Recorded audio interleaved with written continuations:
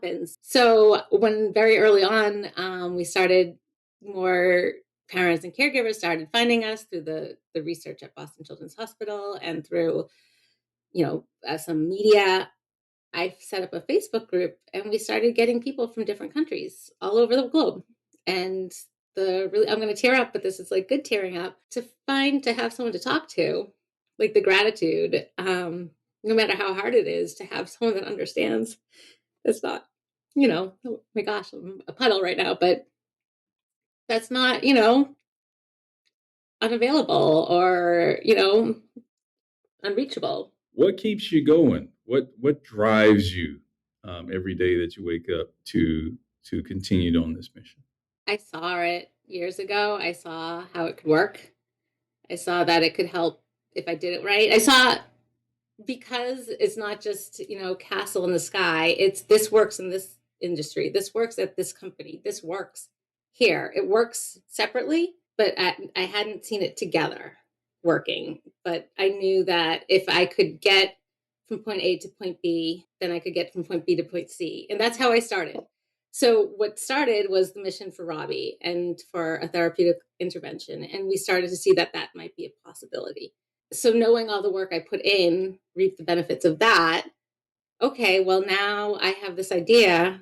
And if it works, it might be able to fund research in perpetuity for, this is big dreams, Hail Mary, but not just her, but other rare diseases, rare disorders in a way that doesn't take from the quality of life that fundraising does. And it wouldn't take from my life. So if this works, my life will get a lot easier.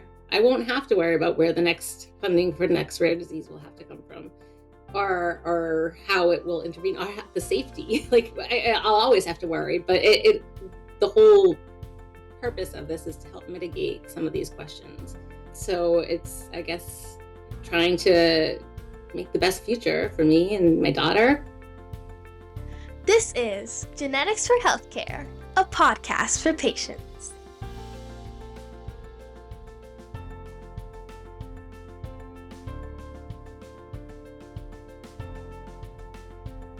This is Genetics for Healthcare, a podcast dedicated to patients and their caregivers to help them advocate for a precision medicine approach to their healthcare, which includes disease screening, prevention, treatment, and survivorship.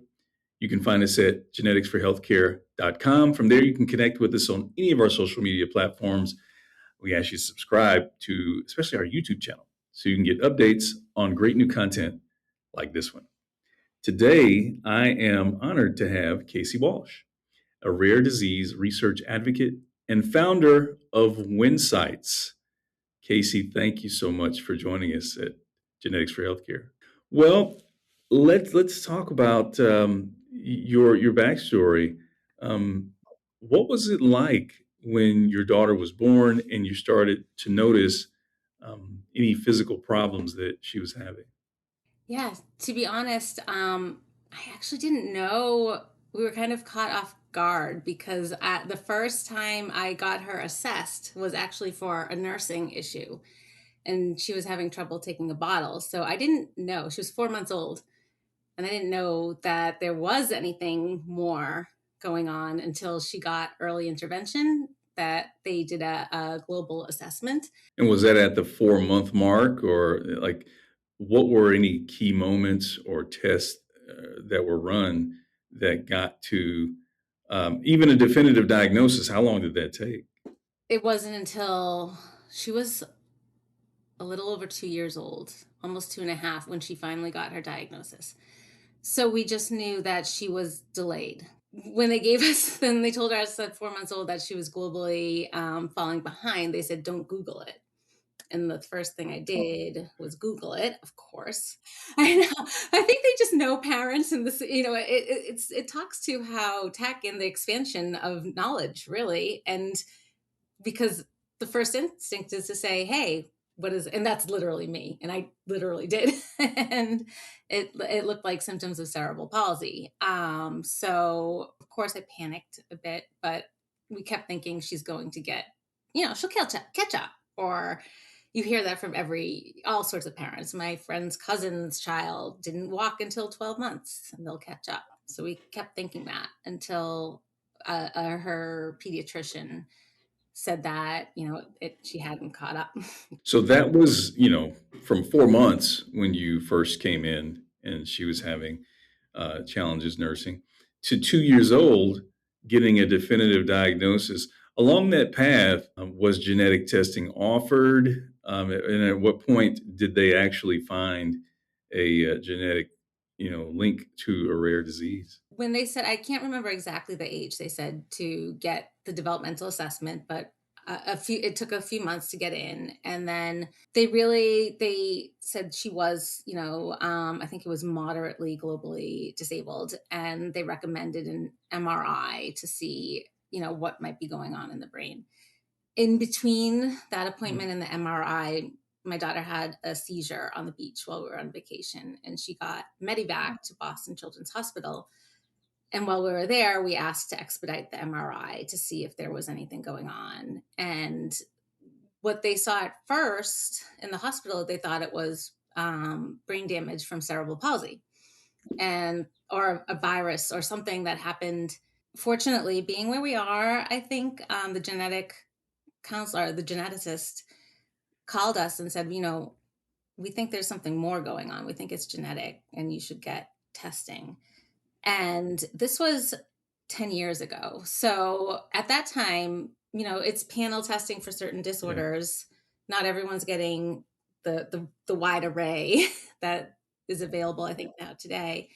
And we got very lucky that they put this disorder on the panel of, I think, 204. And at the time when they found, and when they ran the panel test, what did they find and what were they able to tell you about the prognosis or the process of that rare disease? Yeah, so they said they needed both parents because a gene from both parents needed to be inherited in order for this disorder to happen. And so we went to the office and we had no idea what they had picked up. And they were doing the swabs. And I remember her telling us that Robbie was the 10th person in the world that they knew of with this diagnosis. And yeah, and they said that the other patients were globally disabled, nonverbal, severe intellectual disability, and they had gained the ability to walk. And then she paused and she started saying, and I remember bursting out and saying, and then what happens? Because I had worked for the Muscular Dystrophy Association as a healthcare service coordinator. So I was very familiar that, and then means, potentially not great stuff. So obviously it's extremely rare. As you mentioned, they told you 1 of 10. It's a very small number. But what were they able to tell you when they said, and then did they leave you with any type of forward looking vision of how you would have to care for her and what their role as providers would be to help? So in that appointment, and then led to, progressively losing the ability to walk, and in some cases quadriplegia, slowly over 2 decades. That in that appointment, but they said, but look at her right now. She's the same little girl that she was, yesterday, and she will continue to be the same personality. The personality. She's fun 2-year-old, smiling, happy. Just look at her. And then actually, I think this was in the same appointment. I remember the geneticist came in and she said, this was so helpful. And this isn't what a normal experience, I think, is, because I've heard a lot of other bad experiences. She said, my son was born with a heart condition. And when he was an infant, she said, I remember going to the library and reading about it. And they said that everything I read about it was fatal. And she said he's now in his teens. He's working at wherever place. And she said that the publications tend to publish on the ones that stand out. The ones that make it to publications are the ones that are most severe. So she said it doesn't mean it's going to be as bad as this. We don't know how it's going to be. That's good for a person to show up in that way to offer a perspective, which many times clinicians can be have less than a positive bedside manner or presence, but it offers perspective to help kind of shift as to what could be. Um, what was the official diagnosis and finding of the genetic variant?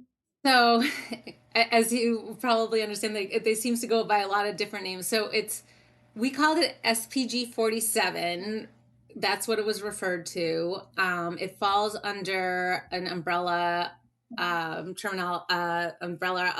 hereditary spastic paraplegia, and it's type 47 because there's over 80 or maybe even 90 different types of hereditary spastic paraplegia based on the gene and the variants inherited.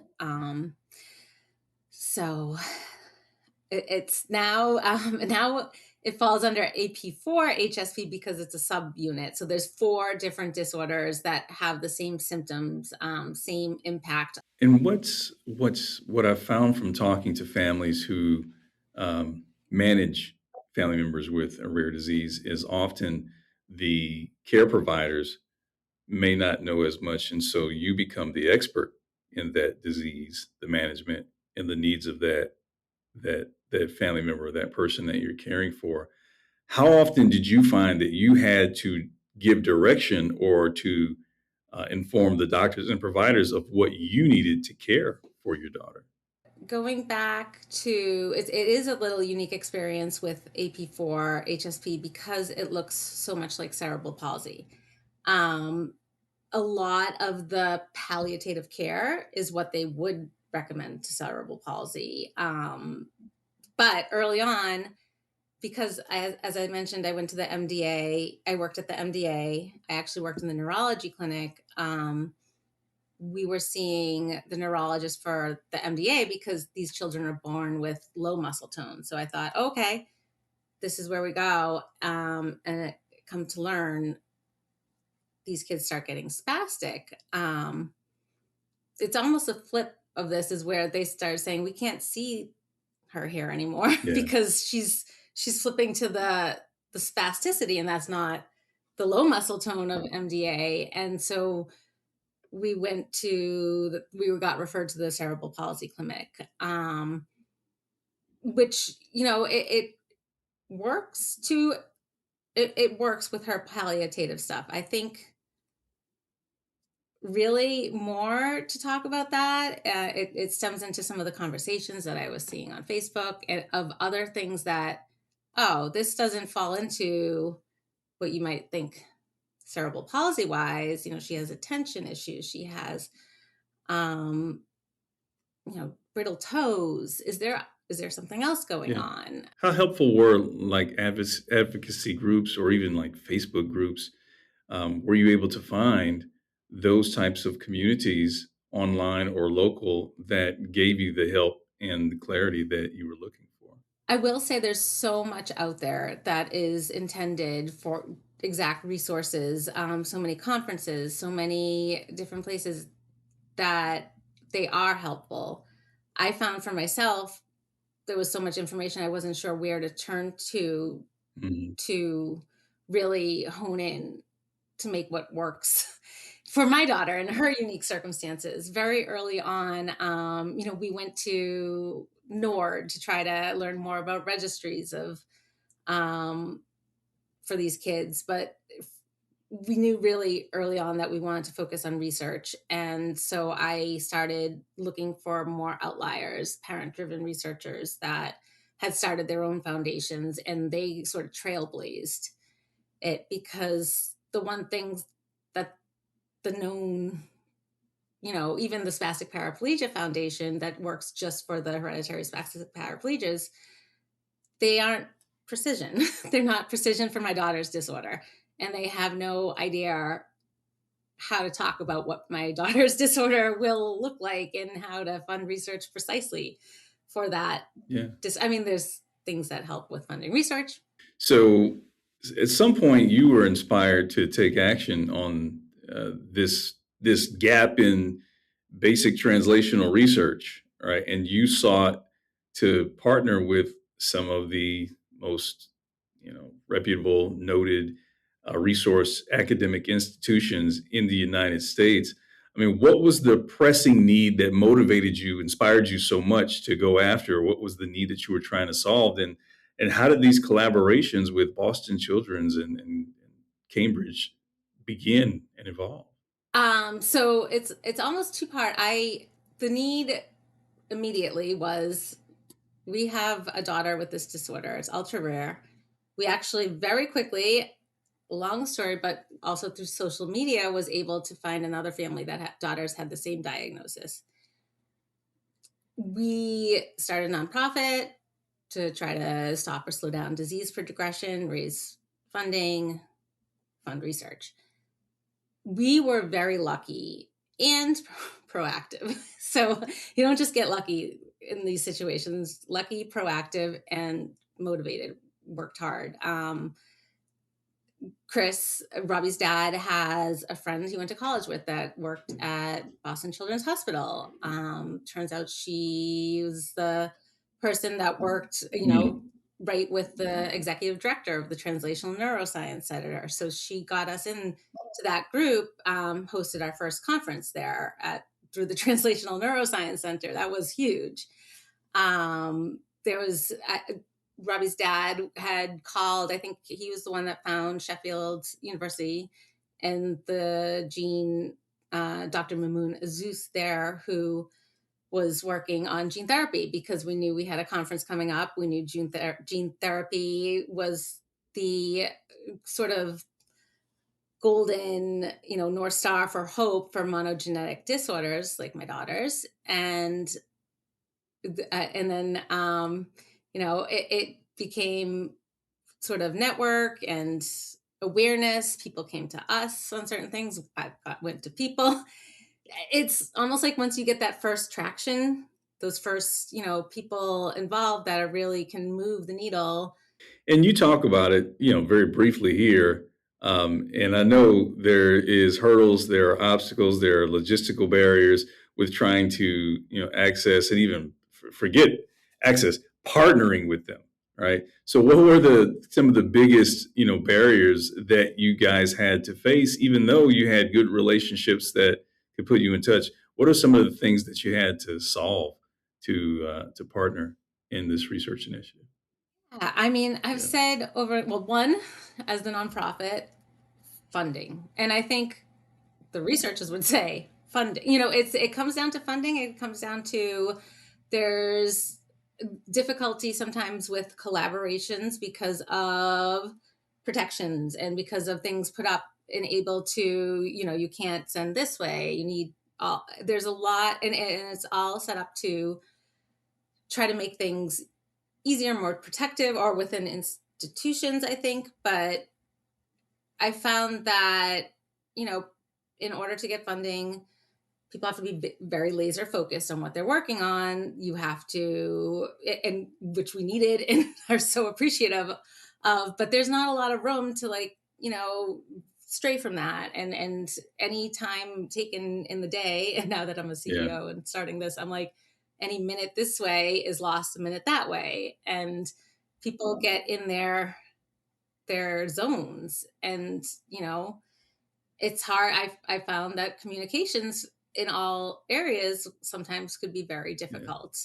Well, obviously that didn't stop you, because and correct me if I'm wrong on this, I think your first nonprofit that you established was Cure AP4. What's the difference between the mission of Cure AP4 and Winsights, which is your current initiative? So, Winsights is actually venture philanthropy. It's not fully a nonprofit, and it won't. We've still talked about maybe a nonprofit, offshoot at some point. But right now, it's, I'm funding it. It's dedicated to putting a lot of money back in towards philanthropy. But where Cure AP4 is mission focused on AP4 research for our kids, I was starting to see that, aside from specifically gene therapy, there's other biological pathways that could help not just our daughter's disorder and the other three subunits, but maybe full on HSP. And then what other rare diseases could be, can you understand about their disorder if you can offer a platform that's able to sort of um, Mhm. offer research and understanding cross diseases conditions. So that's a big difference there. And as a nonprofit, as a parent-driven nonprofit, it is devastating having the diagnosis, but also having to raise funds, like focus as much time and effort on not just trying to find research, not just trying to take care of your child, but also raising funds towards the research. So the reason why I'm coming up with the venture philanthropy is so that it's patient owned health data, income generated from people's patients owned health data goes back into research that is meaningful to them. And that way their fundraising is more, you just need to voice and Mhm. share your lived experience. That they're already doing. So since you stood up AP4 as an organization, what are you most proud of in terms of the impact and the reach and the raising awareness that you can talk about? Well, there's the two parts of this. The start of the mission to find a therapeutic. There's now an IND working towards human clinical trials for gene therapy for SBG47, which is my daughter's gene. There's a compound that's been identified at Boston Children's Hospital that has shown in disease models to move the proteins. Or I won't get into the science of it all, but to do move the people things to the right place to Good get the job communication. done. That's how I'll say it as a parent understood neurologist. Yes, exactly. How I understand it. And then there's an FDA approved drug that has been shown efficacy in tadpoles through another bioscience company that will be starting observational studies and interventional trial, hopefully soon in the near future. So that's one side of it. The other side of it is when we got the diagnosis, it was just Robbie and then the nine others. And I tried to find the author of the publication, and he said they're all in war torn, poverty stricken countries, third world war torn, poverty stricken countries, and I couldn't reach them. So when very early on, we started more parents and caregivers started finding us through the research at Boston Children's Hospital and through some media. I set up a Facebook group and we started getting people from different countries all over the globe. And I'm going to tear up, but this is like good tearing up to have someone to talk to, like the gratitude, no matter how hard it is, to have someone that understands. It's not, oh my gosh, I'm a puddle right now, but that's not, unavailable or, unreachable. I honor you for sharing that with us because that's why we do this podcast. Many of these technologies are available, but not only do families not know about genetic testing or to advocate, because I'm one of them. We just go to the doctor and we hope that we know that doctors want the best for their patients, so we trust them to advise us on our options. But in this era of precision medicine, where gene and cell therapy is expanding, um, germline genetic testing expanding. You just mentioned they happened to have this gene on the panel that they ran for your daughter to do a genetic workup to find whether there was going to be a genetic link to the complications that she was experiencing.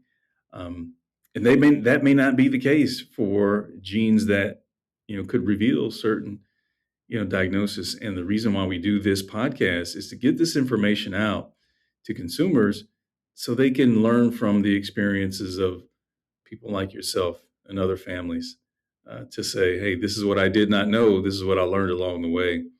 And they can learn the language and have the confidence to become more effective advocates for themselves or somebody they love, to get access to these innovative therapies. When you look forward 5 years from now, um, and the impact that you hope Winsights to have on just rare disease as a whole, helping families manage these conditions, what is the largest or the biggest impact that you would hope that this organization can have? Well, I think, I mean, it ties in almost exactly to what you just said, is to having that awareness that patients and caregivers don't always have, because it, especially in rare disease, you're not in the same room with all the people that have it, or the doctors that are studying it, and you bringing it into a community. What I'm building with Winsights is basing everything, I call it the heart of it, is around the community, the conversations in the community. But in 5 years, these conversations and what I saw personally through my daughter's groups on social media, but also my own health issues, was that people are sharing, different tests to take, different full example that I saw on one of our groups is a child was going to get a feeding tube, and the parents took it, and this was in the US, I believe, took their child to a different country to get a second opinion, and they said take out gluten and other dairy, I think it was dairy, and the child was able to gain 10 pounds. So there's this huge pot of knowledge that's going on in conversations just like that. Where to go, what's happening in this country, what's this doctor trying, and everyone is trying to do their best with what they know, but oftentimes what they know is with what they're specifically focused on. In 5 years, I want to be able to say, hey, this was happening over there, we studied it, we learned from the families that maybe this disorder didn't, these childs don't need feeding tubes. This wasn't a necessary procedure because it was actually diet. And then being able to have that go into research, make it clinical, evidence, take what we're learning in these social media communities, bring it to the clinicians studying it so that they can make it official, put it part of the diagnosis for rare diseases, and really help with earlier diagnosis, because with what's happening with AI, machine learning, and being able to flag different terms, different symptoms, de-identified, say, hey, this looks like this scenario, this looks like this disorder, and maybe being able to direct a patient or a caregiver and say, it's all de-identified, so maybe not tied back to that exact person, but it's the way I'm setting things up is that the patient owns their data, they steward their data, they decide how seen they are, how identified they are, how, or if there's no research involved at all. So it's really empowering the patient and caregiver, bringing the voice back, or louder, making it louder. You mentioned that one of the hardest, you know, of managing, rare disease and as a family or as an individual who's caring as a care provider is raising money, right? Because it takes away from your ability to work, your quality of life in some cases. So there's a lot of families that have to bridge that gap. Um, and obviously you weren't deterred because now you become a CEO of an organization to raise money. What keeps you going? What drives you every day that you wake up to continue on this mission? I saw it years ago. I saw how it could work. I saw that it could help if I did it right. I saw, because it's not just, castle in the sky. It's, this works in this industry. This works at this company. This works here. It works separately, but I hadn't seen it together working. But I knew that if I could get from point A to point B, then I could get from point B to point C. And that's how I started. So what started was the mission for Robbie and for a therapeutic intervention. And we started to see that that might be a possibility. So knowing all the work I put in, reap the benefits of that. Okay, well, now I have this idea. And if it works, it might be able to fund research in perpetuity for, this is big dreams, Hail Mary, but not just her, but other rare diseases, rare disorders in a way that doesn't take from the quality of life that fundraising does. And it wouldn't take from my life. So if this works, my life will get a lot easier. I won't have to worry about where the next funding for the next rare disease will have to come from, or how it will intervene, or the safety. Like I'll always have to worry, but the whole purpose of this is to help mitigate some of these questions. So it's, I guess, trying to make the best future for me and my daughter. It's that type of inspiration that ends up making the change that many people can benefit from. And this is why we do, again, this podcast, Genetics for Healthcare, because we want people to understand that these solutions are out there, that there is a certain language that they need to understand that can help them build the confidence to advocate for these solutions. So I always ask guests on the show when they're sharing their experience to share 3 practical tips for our audience that can help them become more effective advocates for using these genetic and genomic insights for their health. So, what could be 3 practical tips specifically for a parent or a family that's beginning a rare disease diagnostic journey today? What practical tips in terms of resources, mindset, and hope can you give them along their way? Resources, mindset, and hope. Things are moving fast, I think, which helps with resources and hope and mindset. But I would say I'll start with hope. I have seen the difference between a research focused conference from one year to another, and the amount of, from almost zero or within 2 years, hearing meaningful therapeutic instances of truly meaningful therapeutics being given to children that would have not much difference in the trajectory of their disease. And it's happening more and more. So I think it's to love that child, to not, you have to do what you can. I have to say, I probably kept the balance pretty poor sometimes in my life. Like, you got to put your work in, but the kids are only going to be young once, and you're only going to have this time. Again, I'm tearing up, but once. So try to do the best you can to make it meaningful. But also, if it's a really, it's a really tough time, and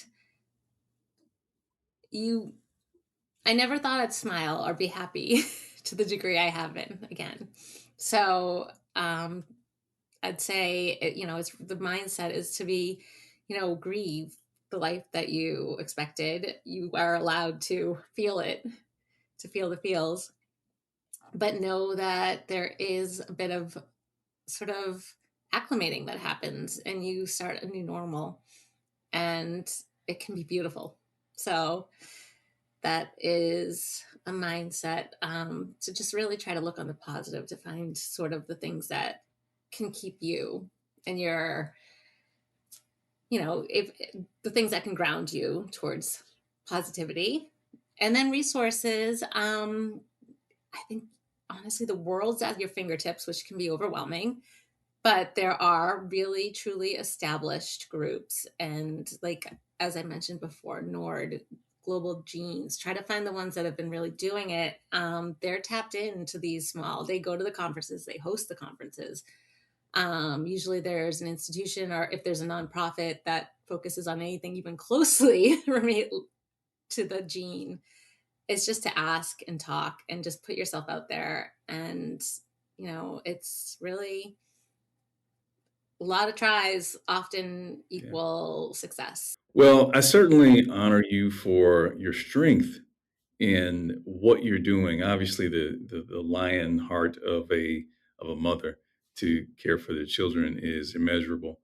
but the strength that you have for sharing your story with us, and the drive to make the world a better place for families who are struggling with those challenges of managing um, a rare disease situation. So I hear your strength, we see your strength, and we're putting it out there so other people can benefit from your strength, from expanding opportunities to find solutions to rare diseases like AP4, HSP, and other rare diseases. So I cannot thank you enough for your effort and your courage to do the things that you're doing. And thank you again for the awareness and your podcast. Well, real quick before we let you leave, how can they get in touch? If someone's listening to this and they say, okay, this is a resource that I need to tap into or look into because I think this can help, how can they find you? Easiest could be www.winsights.life, WINSIGHTS.life. We'll have that link and those contact information on the episode page at geneticsforhealthcare.com. Casey Walsh, CEO, founder of Winsights, rare disease research advocate, and a courageous, lion-hearted mom caring for rare disease. Thank you for being a guest on Genetics for Healthcare, a podcast for patients. This is Genetics for Healthcare, a podcast for patients.